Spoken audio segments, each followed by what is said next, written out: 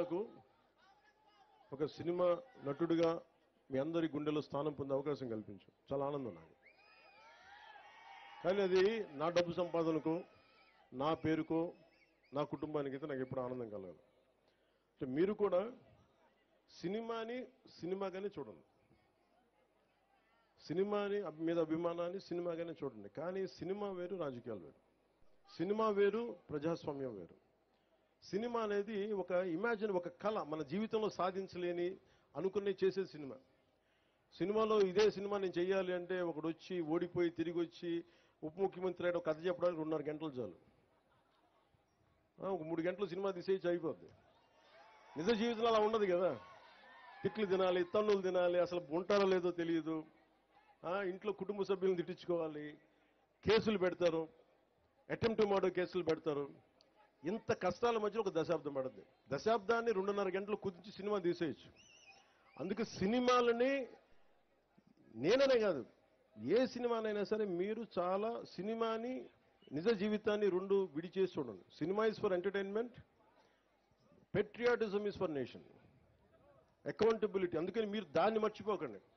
మీరు ఓజీ అంటే నా సంతోషమే, మీరు చూస్తే నా డబ్బులు కూడా వస్తాయి. కానీ నాకు చాలా స్పష్టత ఉంది. సినిమాకి, రాజకీయానికి నేను తీసుకున్న బాధ్యతకి చాలా స్పష్టత ఉంది నాకు. అందుకని కానీ నేను ఏం కోరుకుంటానో చెప్తాను. ముఖ్యంగా యువతకి ఈ 13,326 పంచాయతీలు ఉన్న యువతకి కోరుకుంటా ఉన్నా. మీరు ఒక్కసారి ఆలోచించి కదం తొక్కితే ఈ ప్రభుత్వాన్ని మార్చాలి అని యువశక్తి, మహిళా శక్తి అనుకుంటే తల తిరిగిపోయిన నాయకులు కూడా, అనుభవజ్ఞులు కూడా, క్షేత్రస్థాయిలో పంచాయతీ స్థాయిలో అనుభవజ్ఞులు కూడా ఒక్క ప్రభుత్వం అంటే భయపడిపోయింది. గత ప్రభుత్వం రోడ్ల మీదకి రావడానికి భయపడ్డారు. నవ్వుపోయింది సమాజంలో. గత ప్రభుత్వపు పాలనలో నవ్వుపోయింది, మనకి ధైర్యం పోయింది. ఆ ధైర్యం మీరిచ్చారు సమాజాన్ని. గుర్తుపెట్టుకున్న యువశక్తి, మహిళలు వచ్చారు రోడ్ల మీదకి. నాయకులకి చావు చచ్చిపోయిందని వచ్చారు మహిళా శక్తి బయటికి. దానికి నిదర్శనమే మన సంయుక్త గారు. ఉంటే ఉంటాం, పోతే పోతాం, గెలిస్తే గెలుస్తాం, పోతే పోతాం. కానీ నేను ఒక స్టేట్మెంట్ ఇస్తానని వచ్చారు ఆవిడ. అంటే మహిళలు తెగిస్తే ఖడ్గతిక్కిన కథ ఉంటుంది కదా. యుద్ధం నుంచి పారిపోతే భార్య తల్లి ఇద్దరు కూర్చోబెట్టి యుద్ధం నుంచి పారిపోయి ఇచ్చావు కదా అని చెప్పి పసుపానం గాజులు పెడతారు, నువ్వు కూడా ఇట్లా కూర్చోవని చెప్పి. అటు వెళ్ళి యుద్ధం చేసి వీరస్వర్గానికి వెళ్తాడు. అంటే ఎందుకంటే ధైర్యం కోల్పోయిన సమాజంలో ఇద్దరు పనిచేస్తారు. ఆడబిడ్డ, యువకుడు.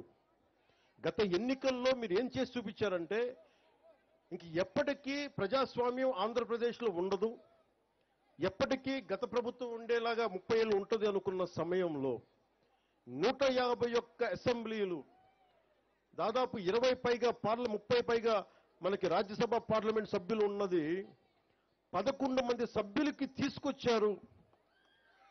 4 ఎంపీలకి పట్టుకొచ్చారంటే ఇది మీ సంకల్ప బలం. మాలాంటి వాళ్ళు పోరాటం చేసిండొచ్చు, చంద్రబాబు గారు లాంటి అనుభవజ్ఞులు రోడ్ల మీదకి వచ్చి పోరాటాలు చేసిండొచ్చు. కానీ మా లాంటి వాళ్ళందరికీ కూడా మీరు వెనక రాకపోతే, యువత, మహిళా శక్తి లోపల ఉండి ఇది మారాలని మీరు అనుకోకపోతే ఇంత అపూర్వమైన 164 అసెంబ్లీలు మేము గెలిచే వాళ్ళం కాదు. మీరు అనుకోకపోతే,